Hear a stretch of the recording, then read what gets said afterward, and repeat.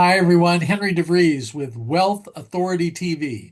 This is the TV program where we help those in the wealth authority positions, those financial advisors and wealth managers, uh, insurance agencies, all those people who are helping people with the math of the money, but also the emotional ties of the money. And I have a thought leader with us today who's certainly been in the industry, Jon Lokhorst. Jon, how are you today?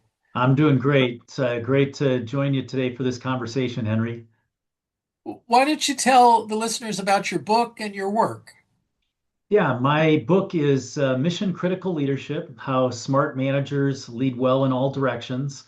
And it's interesting, as you were talking earlier about the whole purpose of this program and who it's designed for. I think of the wealth management world and the financial services world as really being a leadership function. And so it fits really well in this whole concept of leadership. And my background before writing the book, I actually came out of the financial services industry. My career started out 18 years in the CPA world, eventually became the managing partner of my firm. And then after a long circuitous route in my career, the work that I do now is mostly focused on financial services, people who work in that industry. And it's a combination of leadership and team development and business development and things like that.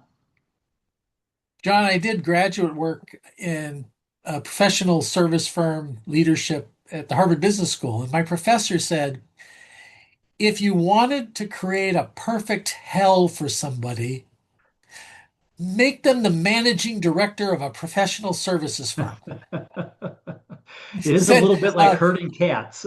yeah, he says, well, feral cats. He said, well, one, everybody wants to be involved in the decision making. Two, nobody wants to attend meetings. And three, nobody wants to read reports. Go. Like a perfect storm sometimes. There you go.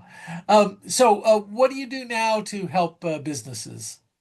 The work that I do is a combination of coaching, so one-on-one executive coaching, business coaching.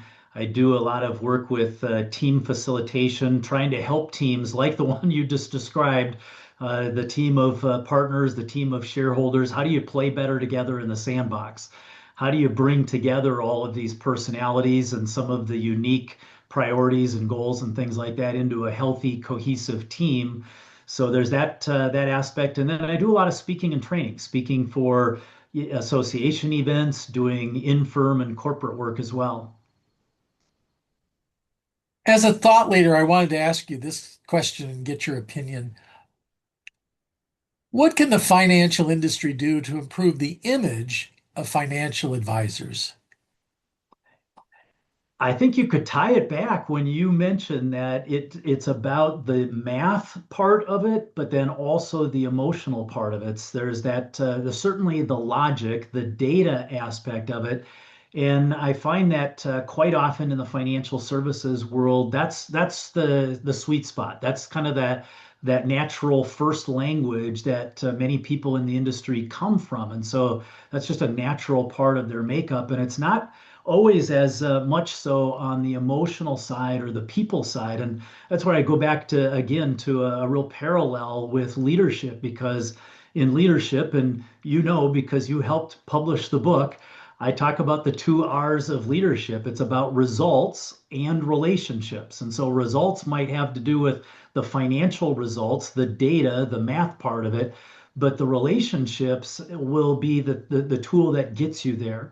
And so I think the ability for people in the industry to recognize that, to focus on that, and like any human relationship, the foundation really comes back to trust. And how do you continue to build that trust in the relationship? And the way that you do that in that industry is not any different than it is within leadership.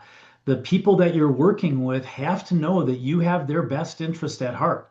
Yeah, you might have a product to sell, you may have a service to sell, but at the end of the day, if the person just feels like they're being sold, that's not likely to turn into a real productive client relationship. And so coming back to that whole idea of the relationship, and so it's that understanding that as my financial advisor, as my wealth advisor, you have my best interest at heart. If you're my CPA doing my taxes, I want to know that it's not just about getting me out the door so you can move on and send me a bill, but that you're really in tune with my goals. And so I think about that whole trust factor. And one of my favorite authors when it comes to trust is another Henry Cloud, and he breaks trust down into several different components. And one of them is that motivation. Do you have my best interest at heart? There's the question, do you really understand my situation? Do you have the ability? Are you competent? You better prove yourself as being competent. You better know your stuff, because if you don't have that down, it's going to be pretty hard to guide people in the right direction and all that. And then, it also comes down to track record. Do you have a good track record showing that you can do that? So it really takes that whole concept of trust and breaks it down even beyond some of the core that we usually start with, which is about honesty and integrity. It's so true. Well, John, our time is almost up. Is there anything else you wanted to add for our viewers? Yeah, I think if you want to be that wealth advisor, you want to be that consultant, that CPA, tax advisor, whatever that role might be that you're involved in, it is really recognizing the goals, the needs of that individual, and having the emotional intelligence to bring conversations around that before just jumping into the solution mode. Because, like that word emotion you used earlier, there's probably a lot of emotion behind that vision, behind that underlying purpose as to why they might want to work with you in the first place. And yeah, and then beyond that, yeah, let the magic of all of the logic and the data and the math do its work to provide them excellent service. Yeah, it's more than math. John, thanks so much for being with us today, and to all our viewers. Until next time, keep those clients healthy, wealthy, and wise.